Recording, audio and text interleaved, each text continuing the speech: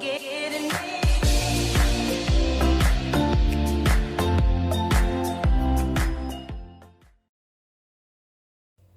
everyone, welcome to Becky's Crafts and Goodies. Now today I'm going to show you how I made these grateful jars. Now these particular jars came from Poundland, and you may have seen me buy them a while ago.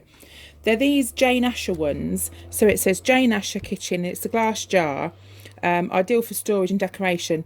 Now I picked up two of these, and the reason I bought these is I just like the little detail on the top. So let me just show you how I made them and what the idea is behind them really.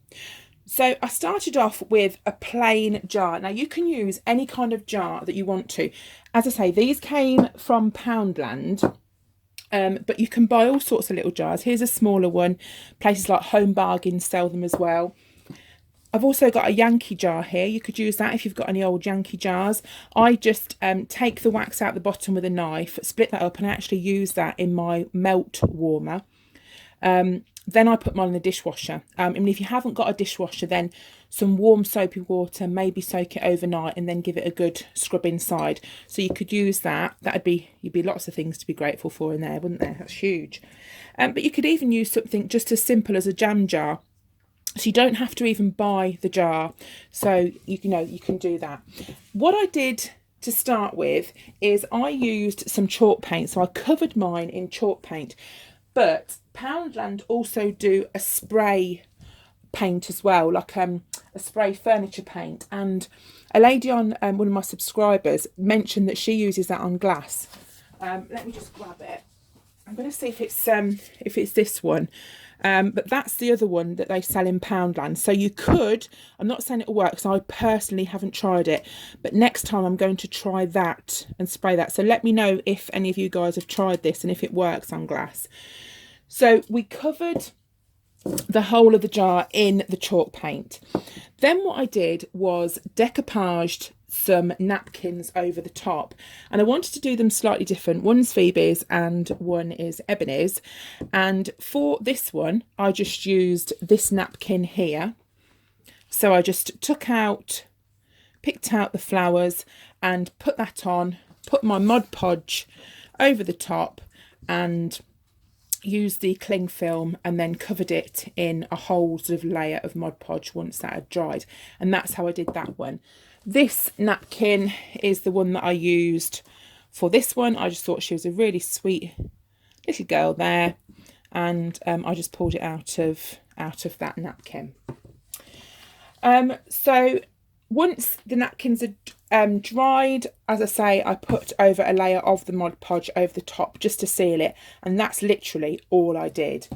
Now, the idea of a grateful jar is sometimes we spend so much time thinking about what we want, we forget to be grateful for what we already have. And this is something that it's great to teach the kids too. So I just printed off these little cards. Now you can do these, you can handwrite them, you don't have to print them. You can set them out any way you want. And it just says, today I'm grateful for. And then you can write in what you're grateful for. So it might be your friends, it might be a new job, it could be all sorts of things. As silly or as little as it may sound, being grateful is a great place to start. So we've written out these, and what the kids will do is they will take one of these cards, they'll write on what they want, fold it up, and then pop it in to the jar. So the grateful slip goes into the jar, and then you pop the lid back on. And that's basically how it works. I think it's a really, really cute idea. It's a really, really lovely idea. And it's so simple and cheap to make. And it's really good to get the kids feeling grateful for the things. And doesn't only work for children, it works for adults too. So what you could do as well is you could maybe put some string around the top. That would look quite pretty. Tie some string or lace. You could also put a label that says grateful jar. This would also make a really nice craft fair idea. So if you're doing craft fairs, you could price those quite well, because I mean, say for instance, this cost £1, this jar, the paint and the napkin was literally pence. It was nothing at all, you know. And if you got a jar that you didn't even have to pay for, then you could really package these up and they would make great craft fair ideas and gifts as well. If you're looking for cheap presents, maybe to give family or something for Christmas or birthdays, then you could make them a grateful jar. So that's it. I hope you're all okay, and I'll see you all again very soon. Take care for now. Bye.